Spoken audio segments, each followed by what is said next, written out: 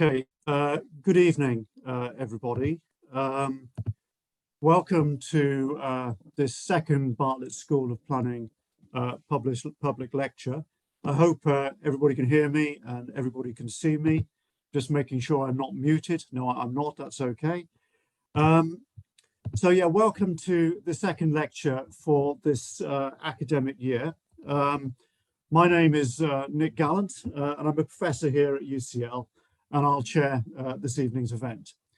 So as many of you know, because I'm sure you've been to these events before, we organise this public lecture series. We run lectures every couple of months or so. And the aim of the lectures is to bring leading thinkers and practitioners before an audience of colleagues, students and guests to speak on a topic related to planning and the built environment.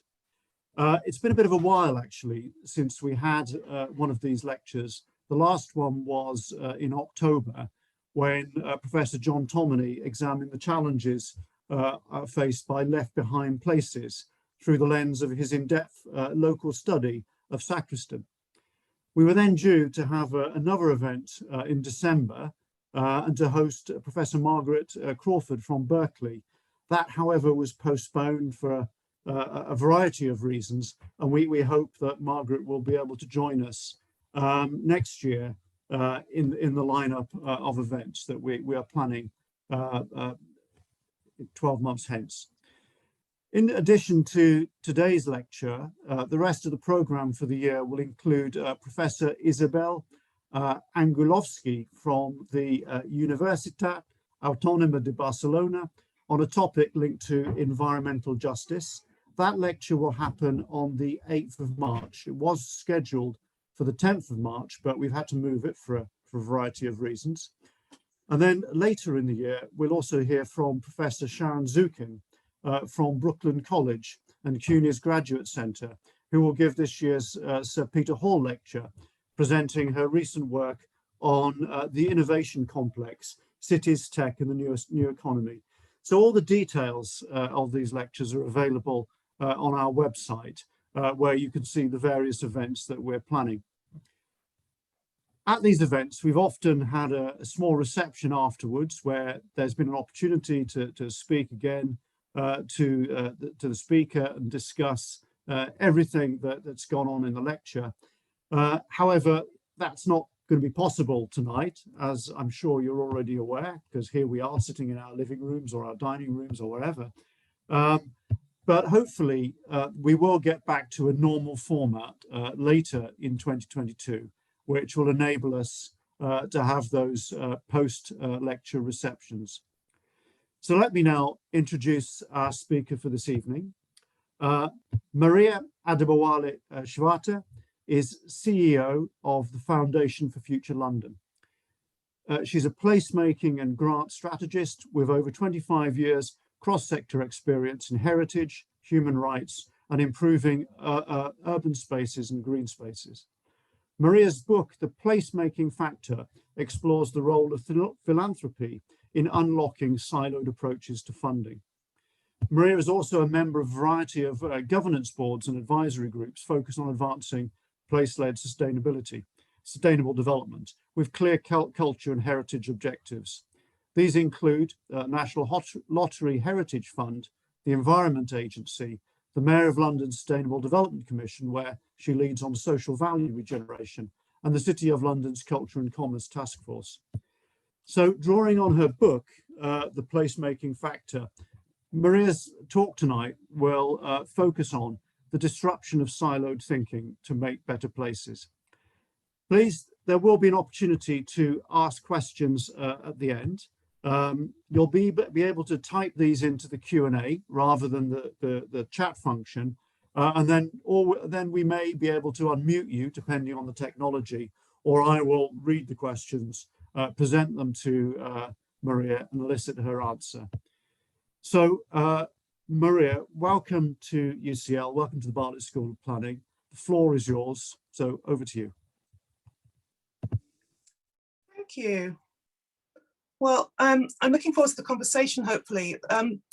I think when everyone's talking to you, you should always know their prejudices and their backgrounds. So I should let you know that probably as a young kid, I used to go to my local library and flick through the architecture books. And that was my favorite thing on a Saturday morning. And the library was one of those few places I was allowed to go to on my own, because it was a safe space and because it was educational, which was very crucial to my parents. And architecture just, to me, was something beautiful.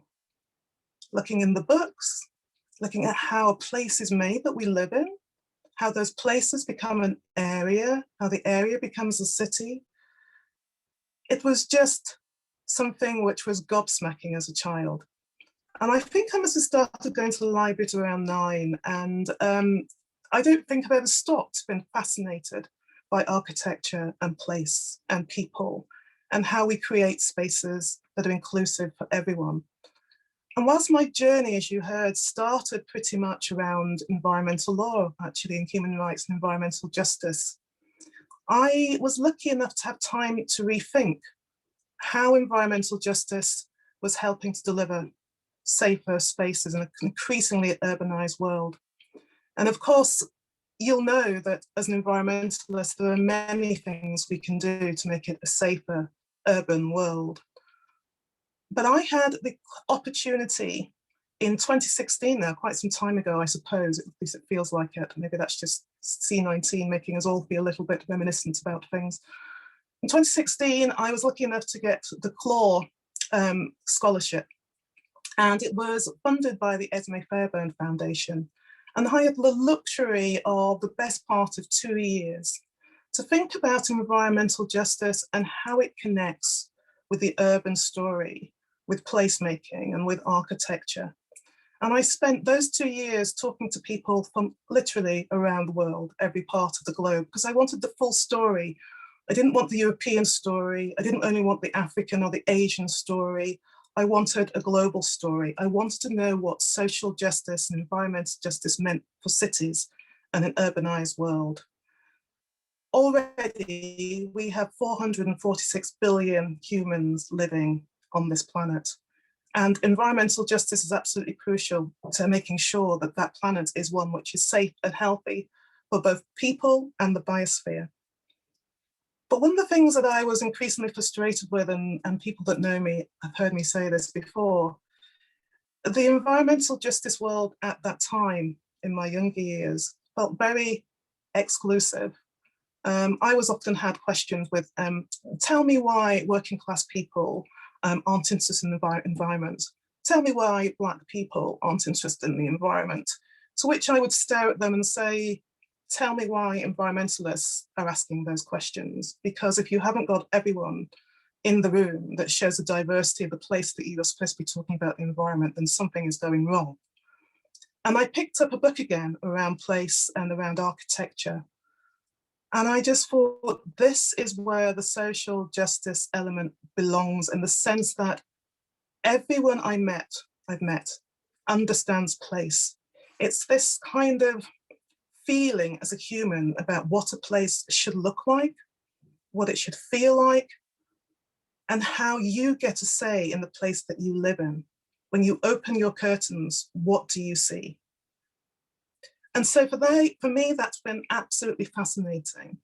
And a part of that, if you unpack placemaking and social justice, it looks at things like social value regeneration, access to spaces, who gets to be the expert, the architect, the developer, and who funds places so that they are not only environmentally friendly, but also socially inclusive and co-designed for social value that recognizes knowledge equity is equal, I would say, to actually an architectural degree.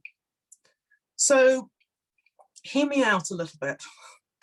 When you look at place, as I said, it feels like, or sometimes people have told me in the past, not so much recently with COVID-19 and Omicron, I think we're beginning to understand why place is so important, especially outdoor spaces. But they used to think it was something quite soft, you know, place was just, I don't know, something where you might roll out your blanket and have a picnic, and that would be lovely. But actually, place is a very political discussion, not necessarily party political, but it is political in the way that we act as citizens of a city, of a place, of a park, of a world, of a country, about how we make decisions. We can choose to overprice people out.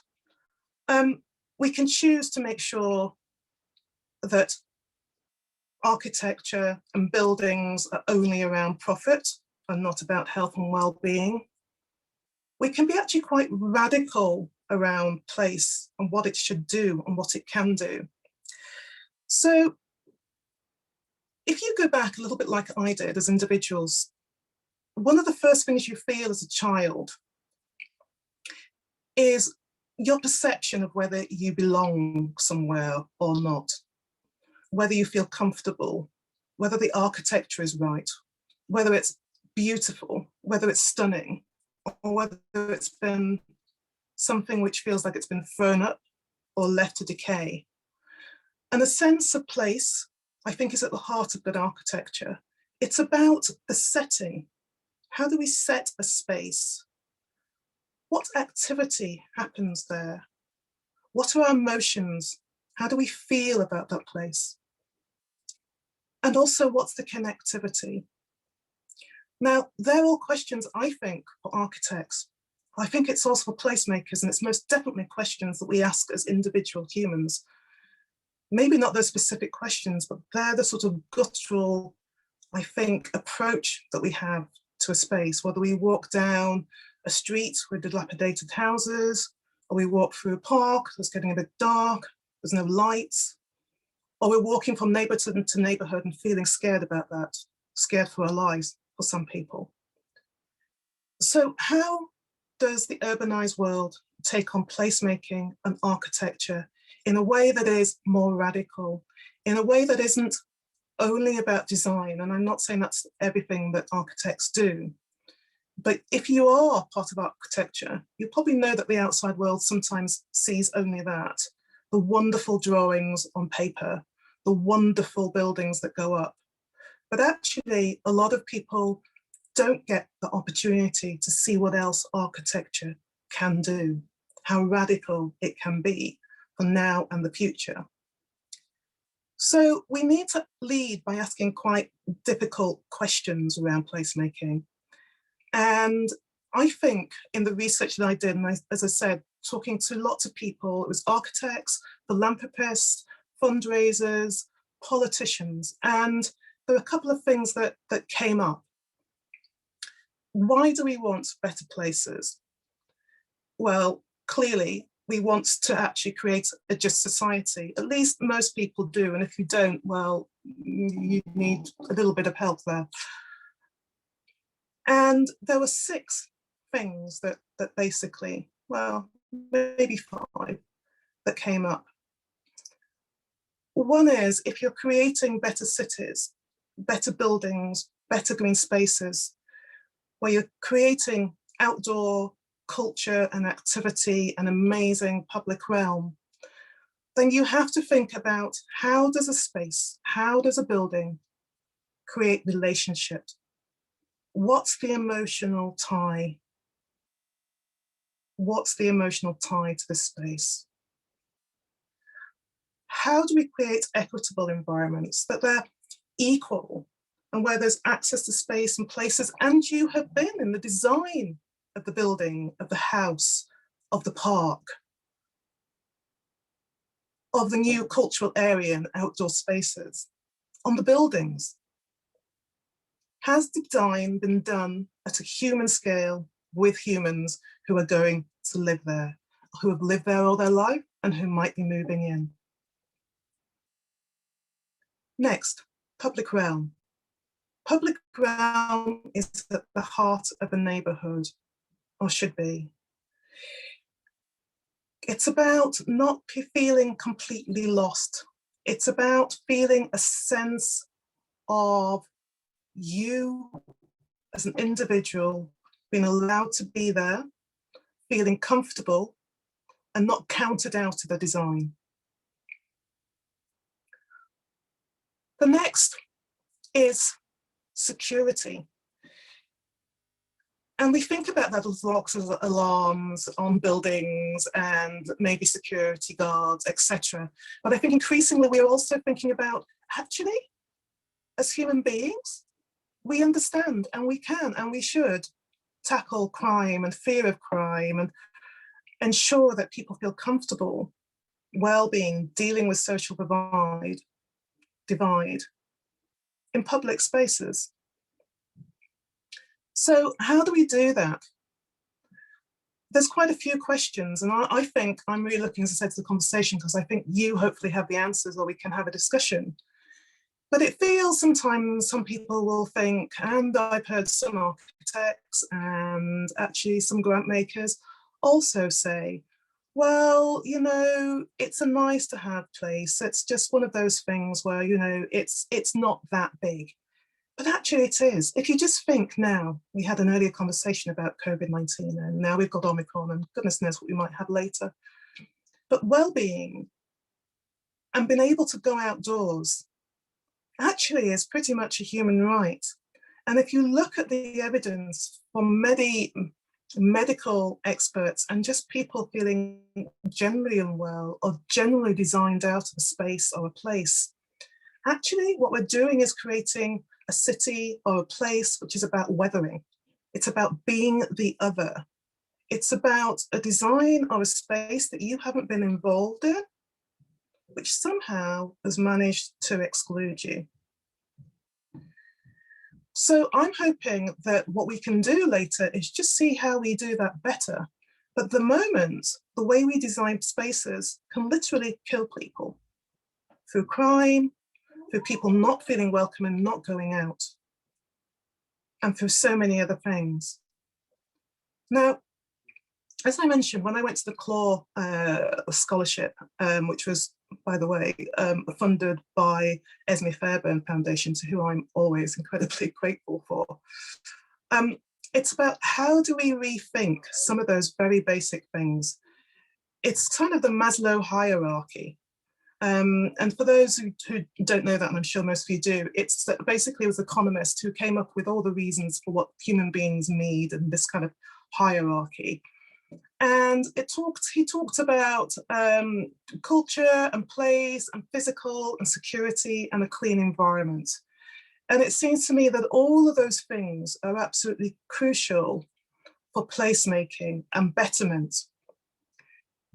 But all of those things require resources. It requires conversations. It requires actually respect for knowledge equity. And by that, I mean that while we might be architects and placemakers and environmental justice supporters and funders, which is my day role as a CEO of the Foundation for Future London with an amazing team supporting East London, the cultural quarter, and one of the biggest public realms in London. It's actually, how do you contextualize a space so it's about everyone? How do we fund that? What are the settings? What's the activity that's going to happen? What's the emotion that we want someone to feel when they go into spaces? How do we ensure that arts and culture are at the very heart of the places that we build? Access to it, or actually outdoor spaces, being the new gallery for art and creativity. Now, some of you might think, okay, that sounds really nice, but what we're focusing on now is regeneration, it's building houses, and it's about those things and profit. Now, depending on your politics, there's nothing wrong with profits. Profits get in the way of social value, of inclusive making, of good architecture, than there is. But I think there is a slight sea change, actually, in that big developers are also looking at how do they do better?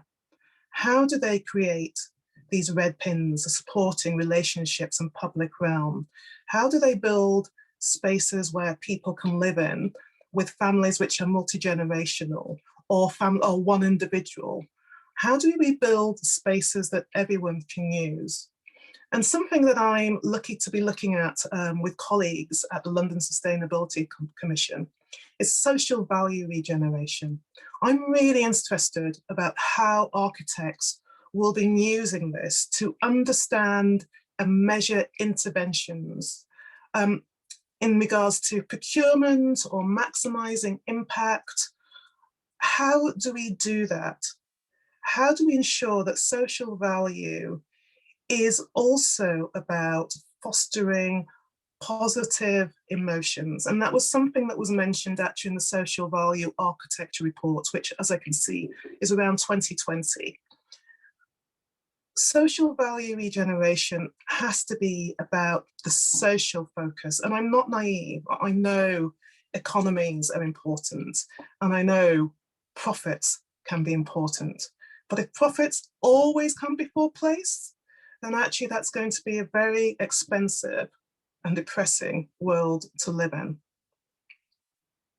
So where do we go from there?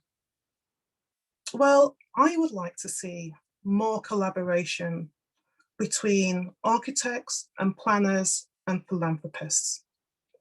Now, I would say that because my work right now is focusing very much on progressive, democratic projects in East Bank, the new cultural quarter, which ties in a plethora of individuals and organizations from different areas who are actually talking about how do we provide resources to make sure that actually place happens, that placemaking, social value regeneration happens in a way that creates a level playing field, that actually turns its back on the tide of meritocracy, can't say it, and opening doors to a level playing field.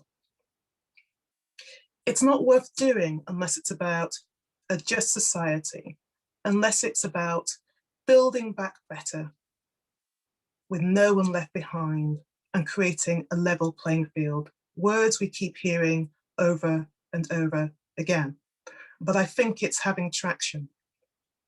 So the way that we work, the way that I work as part of the Foundation Future London with my team and with our East Bank partners, is actually looking at East Bank as a cultural quarter, which actually can be an example of how relationship building with philanthropists and funders can create one of the most democratic, inclusive, place-led quarters in London, if not the world.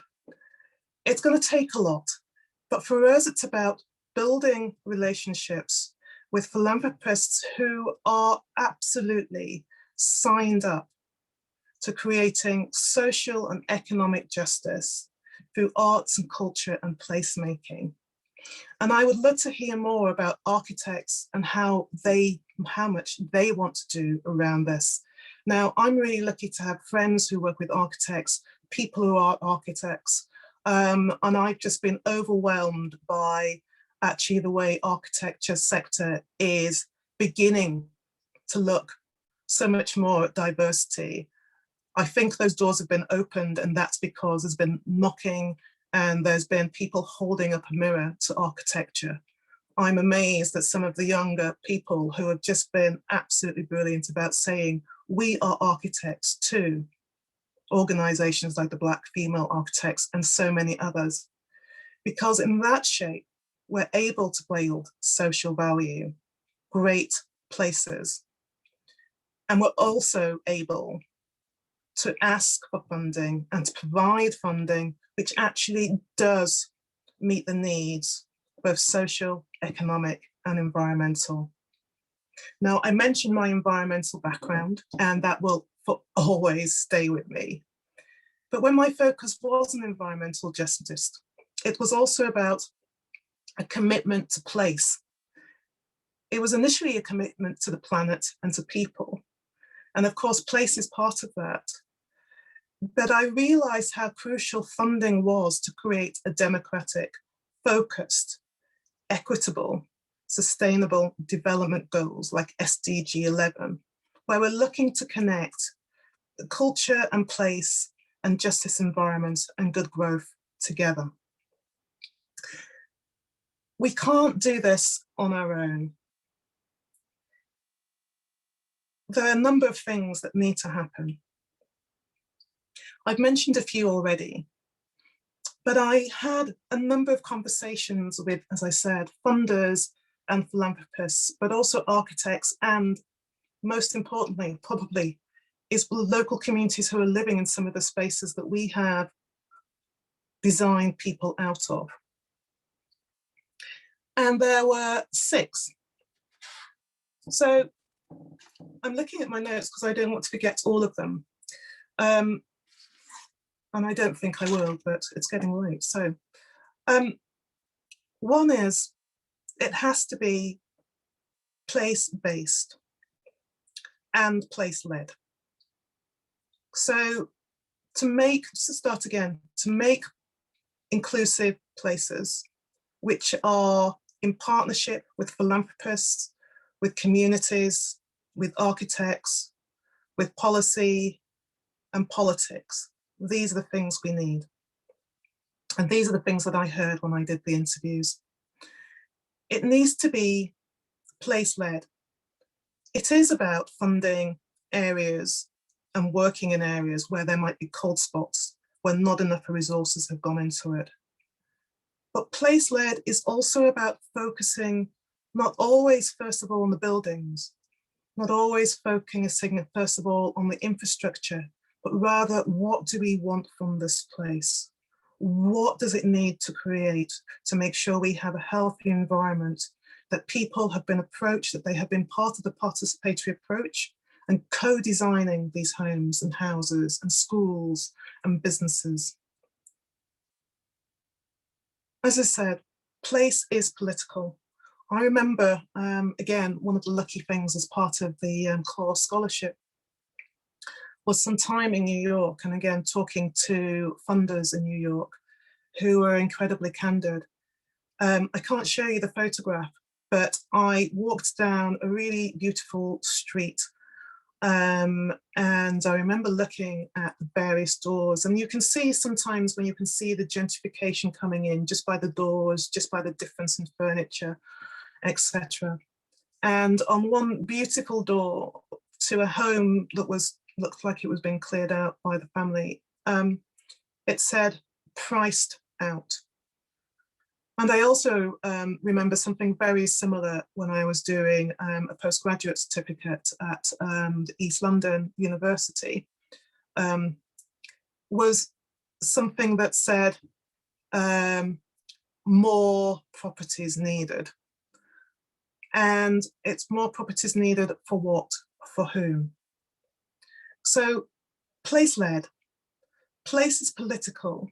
It's political when we overprice, when we displace, when we don't work together, when we don't tackle austerity, when we don't tackle land banking, when we don't tackle pandemics, when we don't tackle local authority cuts. But at the same time, we do need to know what we can say yes to.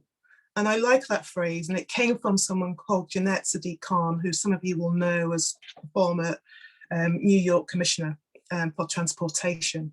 We've got to know what we want in order to say what we don't want. So we also need to lead and ask difficult questions. And those difficult questions are, who is this for? If we're a grantee going to a funder, working collaboratively with philanthropists, we need to show the difference that the project might make. We need to show and recognise investment and recognise participatory, but also communities at the heart of that design. We need to share and learn data. Absolutely crucial, especially now when, whether we like it or not, we're working with a metaverse. How do we know what's the data for showing us how to design the best place? How do we work and fund fair and resource and provide funding to a project if we don't know what the data is behind it?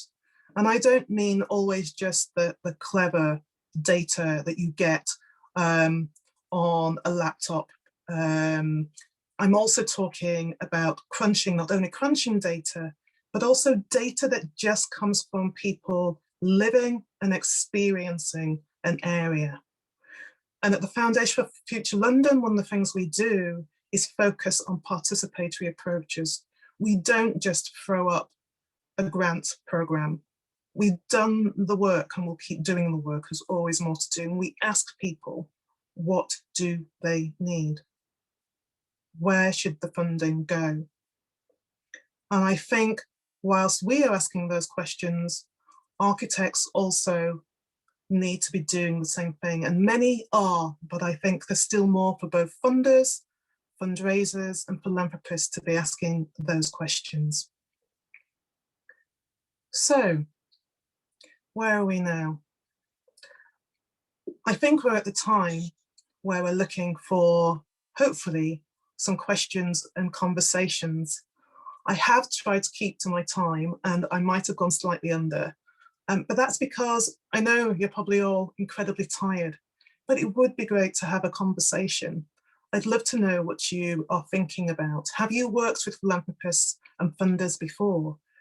What do you think about the role of funders in placemaking and architecture? What's the role that you have as being a funder or a philanthropist, either as an individual or an organisation? Am I right? Am I wrong? Does philanthropy play a role in placemaking? Is placemaking a thing? Is it real? Is it crucial?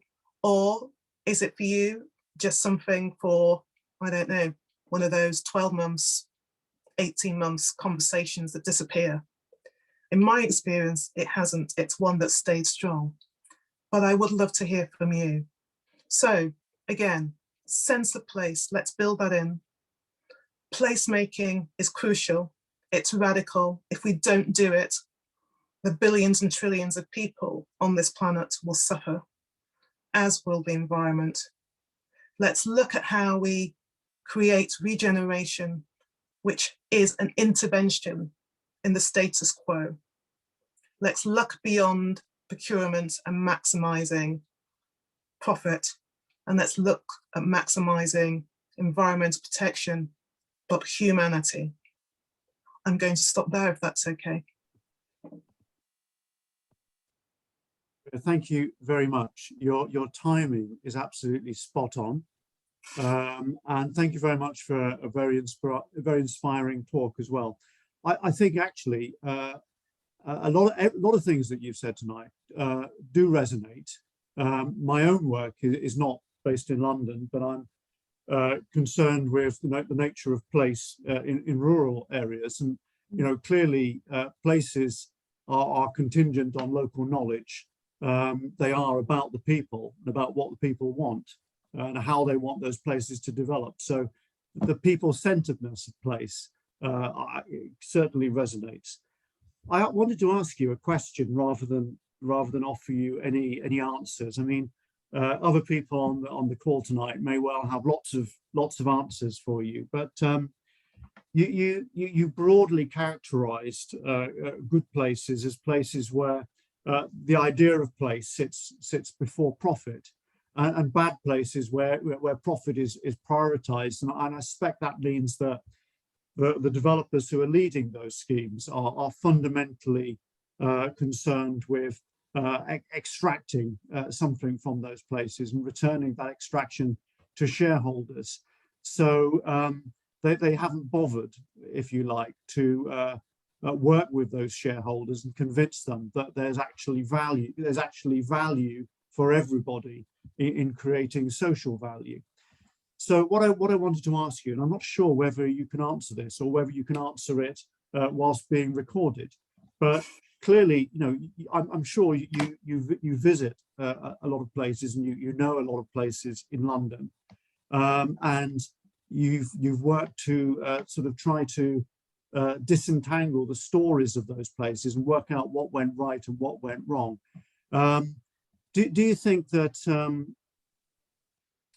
you could sort of flag places that you think haven't worked and maybe highlight some places that you think that we can learn from, where clearly things have gone right and people have been put in the driving seat? Or is that an unfair question? I want you to name and shame. I know you do. I'm not going to do it, Nick. There are, but the reason why I'm not going to give you names of places is because it's still someone's place. And I think what happens when people have done that before, it's mistaken for someone criticizing where they live. So I think if I lived in a particular space which I thought had gone wrong, I would feel very comfortable doing that. But the places that I'm tempted to mention, I have to remember they're still people's homes. But if I go back to the thing around development, I actually think that in the last 10 years, developers have become really quite connected to the idea of doing things with social value. I think that's at the heart of a lot of major developers' work and ethics now. One reason is because I think they just want to modernize. Two is that, you know, environment, sustainable development, good governance, all of those things, everyone is thinking a good business should have those at the heart of what it does. And I think a lot of developers have been quite quick on that. And also, I think that a lot of developers, private sector, which are owned, you know, basically by people that own it, that invest in it, and shares, are increasingly younger. And if they're not younger, they're older, but they also want something different for the world. So they're also asking social justice type questions, asking about the kind of, you know, what else are we doing? It's nice to have the profit and put it in the bank, but I also want to know I'm doing some good with this money.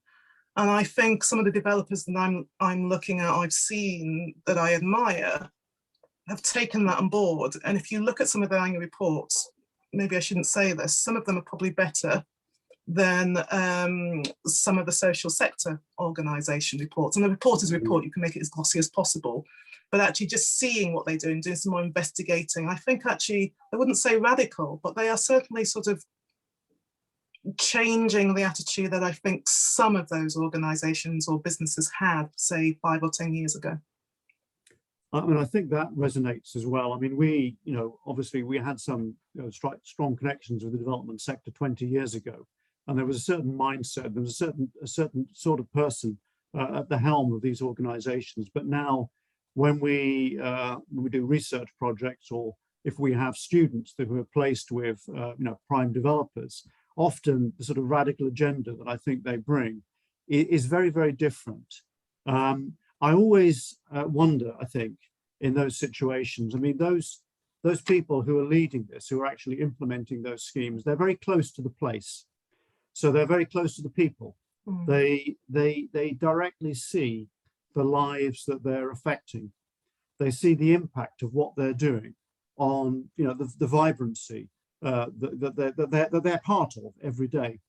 But when you have the sort of investment money flowing in from all over the world, and people are making choices about what they invest in, and you know, some of them may have ethics, but a lot of them are just looking at the level of return or the level of income that's being generated from those schemes. I always wonder how you know, how the sort of investors that we need in the built environment are convinced to do things differently and to accept, or how are they persuaded that the quality of place offers better returns for them? Yeah, it's a good question. I'm thinking of one of our funders. In fact, probably there's two of our funders, but I'm thinking of Westfield Stratford City, and I'm also thinking of City of London. And again, with Westfield Stratford City, it's you know, it's a major retail company across various different countries and areas. And if you look at what they do, for them, retail is about buildings, but it's also about the high street and spaces.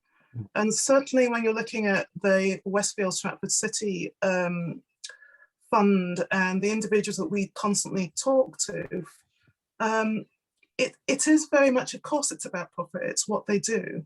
But they even look at sort of how they use their retail space. So they have communities using part of that space. They have co-design there. They have young children in there looking at retail. And then in this particular Westfield Stratford, in Westfield, sorry, City, they also have made sure that they are part of the whole park life. And we've received quite a significant amount, £10 million, to work with local communities to create that connectivity between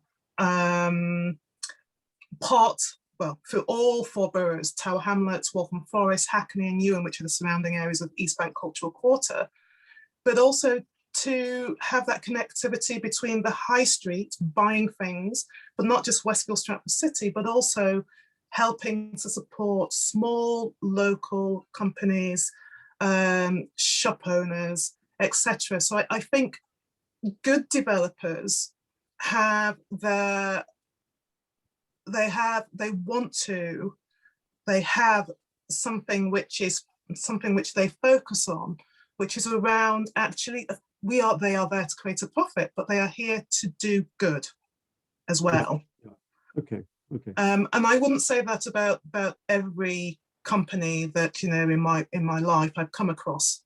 And the City of London as well are, you know, major property owners, but again, they're also looking at, of course they need revenue, but they're also looking at, okay, how do we bring alive the City of London? How do we use those buildings and spaces which are no longer being used by officers? How do we make that as a mini gallery? How do we get young people involved? How do we create fusion skills so, you know, kids can come in and learn things around architecture?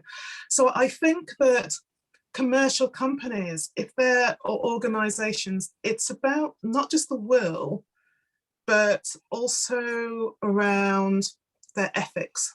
And I think if you have a strong ethics around the social good, then you are signed up to social value regeneration, inclusive placemaking, and recognizing that actually you do have a role in funding and philanthropy in that area, which you are also benefiting from.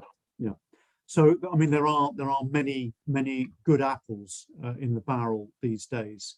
I have a question that sort of relates to this from Manuela Madedu, and she asks, how convince the not so good developers to get on board with this program and sort of raise the general level across the industry? I mean, I would imagine that it's about showing them, you know, the balance sheets of the very good developers who are doing very well. But beyond that, how do we encourage them to invest in this way? Yeah, well, it's balance sheets. It's I think it's also your counterparts at other organisations almost shaming them by how well they're doing.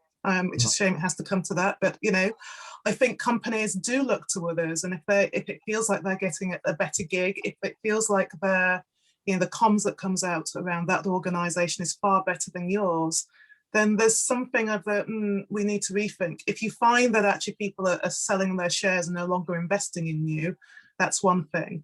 And also what I'm finding is that share owners and non-share owners are actually been much more radical now about, whether you like it or not, shaming a business into doing better. And they've got plenty of examples of good placemaking and good architecture. So I've no doubt that you know, commercial companies that are involved in developments and placemaking, and also actually funders, are aware that they also need to have some connectivity around places and people, and making sure that they're providing the investment that's required. We can't expect businesses to do it alone, and actually we shouldn't necessarily want them to do it alone. We do need philanthropists who have got a kind of social focused idea about what the world should be, and we definitely need people who live in these places, as I said, knowledge equity, to understand that, you know, you don't have to have a degree to know what a good place looks like. You can just live there for a couple of months or years and you need to value that same knowledge that people living in a space, experiencing it, have. Yeah, it's that connection to lay knowledge. I mean, obviously there is an obsession that we have with easy data that's available online, and that data, often obscures the everyday truth of a place, because what do you really learn from stats on multiple deprivation, or what does that really tell you about what it's like to live in a particular place? So I think, I mean, as academics, as researchers, we're increasingly concerned with, I think, what we jargonize as forms of knowing, different forms and variety of knowing are very, very important. And actually, there's quite a lot of innovation around how you engage with communities, how academics, for example, researchers who are maybe more familiar with sitting in their ivory towers and downloading the data from the relevant government department, actually get out and make those connections. I have a point from Sherry Dobbin, who says that many investors are using pension fund investment. Many consumers of pension funds are insisting on social value. I suppose that they're guided by these statements of corporate social responsibility. So it's very important to go back to the source. I think her point is that lots of investors want to invest ethically, and they can be convinced that a company is not harming the planet, or generating carbon, or engaged in modern slavery or anything like that. But I think probably to elevate the idea of placemaking as a social good on a par with all of these things, maybe I think the point that she's making. Although I'm well, Sherry's absolutely right. Well, I don't know. We'd have to show you, but I think she's absolutely right. People quite often, investors are looking out for their pension, and also what they can pass on to their kids or whatever their favorite project is. And actually, that's quite often where the radical sort of investors come in and buy something in a company they actually don't respect, just to allow them to have a say about how that company needs to change. And quite often it does come through people thinking about their pensions, and that's absolutely right. And those pots of money are enormous. So that does get doors opened. It's a shame we have to do it that way, but yes, I think at times you do need that element of persuasion. Okay, thanks. I have a question from somebody called Anonymous Attendee. Hello, I'm not Anonymous. sure if that's the real name, but anyway, you write, the Anonymous Attendee says, you rightly emphasize the role of communities in placemaking. However, communities might have very different aspirations for place. I mean, those aspirations are divided. And in your experience, how do you bring different and occasionally opposite views of place into consensus? I mean, I'm not sure that consensus is something that is ever possible, but how do you negotiate? How do you navigate these things to ensure that you get an outcome which is, as you say, place and people led? Do you know what we drill down? I mean, for the Foundation for Future London, we spend a lot of time and drill down to the things on what people can agree on, and it takes time. But it's absolutely essential to make sure that we are funding a project that works for everyone. It's not easy, and I think you have to come to the table and you have to be really quite honest with, we might leave this room not everyone agreeing, but in this room there are 5 ideas and there's at least 2 or 1 that you are agreeing on. So maybe that's the start, that's the focus, that's where we start. We look at the rest. As we learn to trust each other, we see the project happening, and then we start to sort of explore those things that initially we weren't so sure about. And that seems to work much better than trying to get everyone agreeing to everything. Just start with the one thing. Just start with the one thing that works. That sounds useful, yeah. So, I mean, just having people in conversation together, understanding alternative perspectives, And I suppose ultimately as well, there are different ways of satisfying different aspirations. Somebody will come in with a, this is how it should be. This is how we will get from A to B. But ultimately, there are multiple routes that you can take. And I suppose, getting people together, getting different views together, and testing them and examining them is a way to. I mean, this is sort of what we do as well, in a research sense, but also I think a lot of my colleagues, some of whom are joining the call tonight, they work with communities on trying to bring out or trying to transform this sort of mix of ideas into something that people can ultimately come together around. Once when I asked that sorry Maria. I was going to say, one of the things that I've done in the past was a piece of research for ESRC. It was called Susset, and it was about community and experts working out, again, how you look at better places. And the first thing we did was actually separate them so that they were able to have their conversations with their group of people and their group of people and flesh out the bits that they're uncomfortable about, and then bring them together around the points which we already knew they were agreeing on or wanted to look at. And that took about 2 months, but it was worth it because that project was really valuable, not only to researchers that were looking at research around Susset research, but also one of the things that I would always recommend is don't necessarily put people at the table together immediately. There is a different language. There is all sorts of things about power, who has the power, who doesn't, who's scared of who, saying the wrong thing. So you have that conversations with people individually, the groups, and then you bring them together. Yeah, great.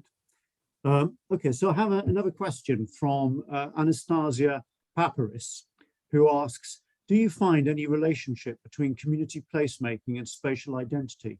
Since there are not spatial borders in cities' quarters, is placemaking a matter of the local community or of the broader urban areas, even the city as a whole? How do you divide it up?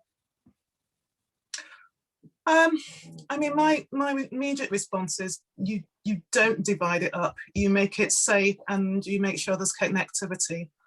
I mean, I'm just thinking about when I said, people are literally losing their lives and dying. I was referring to crime happening in London, mainly young boys, men of colour, but actually people of all ages and backgrounds. And this is about not feeling safe in the neighbourhood, not necessarily about the people that are living there, but the fact that we've made a city or a world where people feel that there's only one space they can be in. And the people living there are feeling, well, that's the one thing we own. That's the one thing we own. No one else is allowed in here. And we're creating streets and spaces, and maybe that's over time. We haven't done it, on purpose, but we are creating, there are streets and there are places which are unsafe. They're unsafe, where we can't send children there, we can't send adults there, and where the people living there feel unsafe.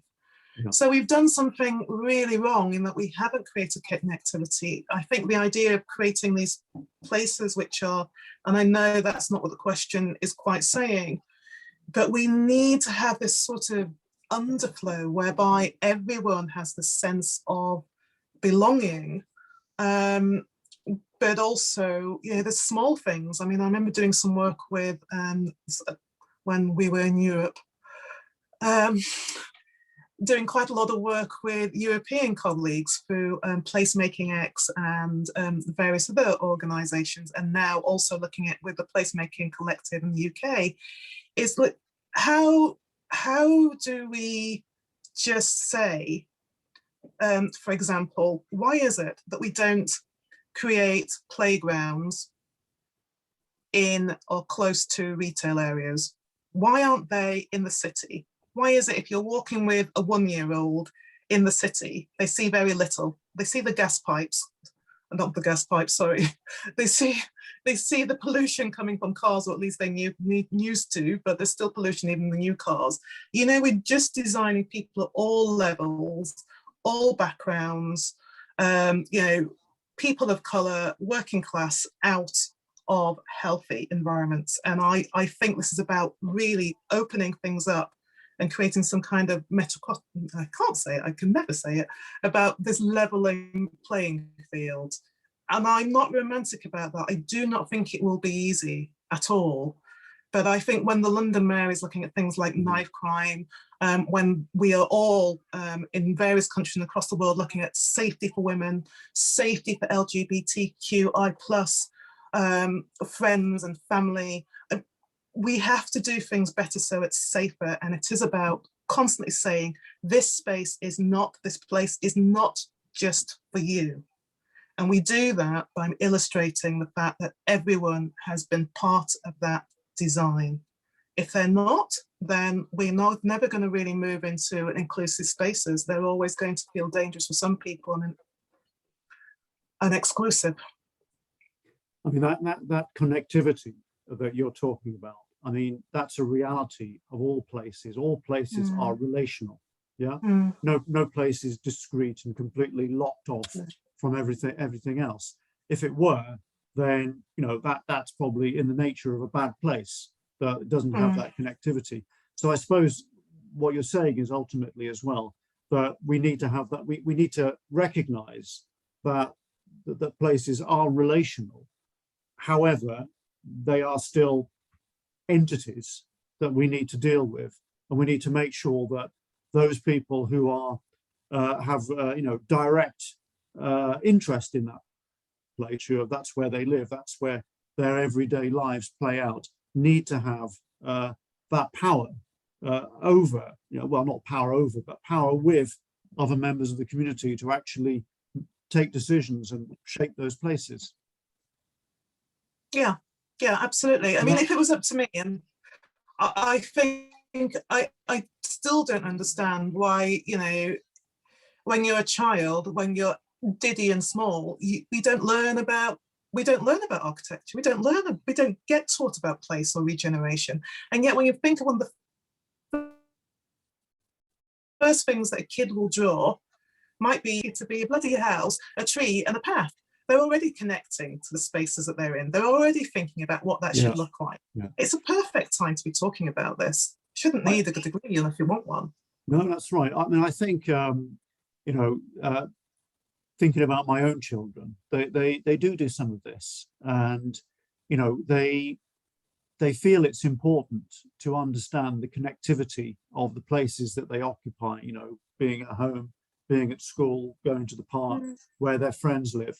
They do develop a sense of place very quickly, and I think that's something that should be nurtured in schools. I mean, you know, questions around safety, around where they would go, you know, where they would feel comfortable going. These are important questions, I think, to ask children to nurture that sense of, you know, what good places are. Yeah. And hopefully, you know, they can then contribute to these debates in 5 or 10 years' time, because we need to think about the future. I hope so. I mean, we're funding creative schools, and we've been working with a lot of schools in the 4 boroughs that I mentioned in East London. And it's, you know, one of the things which is also dreadful is that we've removed art and, you know, the kind of things that are connected to placemaking out of the curriculum, which is just doesn't make any sense for a country which is supposed to be progressive. No, absolutely. Well, it's just past 7 o'clock. I haven't got any more questions for you, Maria, from the audience. So I think really it's just a matter of now me thanking you again for your time this evening. I really think it's been a very inspiring talk that you've given. It's certainly my own research, as I say, is not even urban really, but I'm very concerned about places. and a lot of what you've said has certainly resonated with me, and I'm sure it's resonated with a lot of people in the audience. So thank you very much for joining us this evening, and good luck with your continuing work and everything you're doing. Thank you very much. If you were if we were in a room, you would hear applause now. I would be saying, let's go and get a drink. Unfortunately, that would as well. Yeah, that can't happen this evening, but hopefully we'll have an opportunity to host you in the School of Planning, and hopefully that would be lovely. That would be great to have you, and it would be great to get you to say some of the things you've said tonight and more, with our students as well, because I think it has been very inspiring. Be happy to. So thank you very much, and thank you to everybody in the audience for your questions, and good evening. Take care. Bye-bye, everybody. Thanks. Bye-bye. Bye. Bye-bye.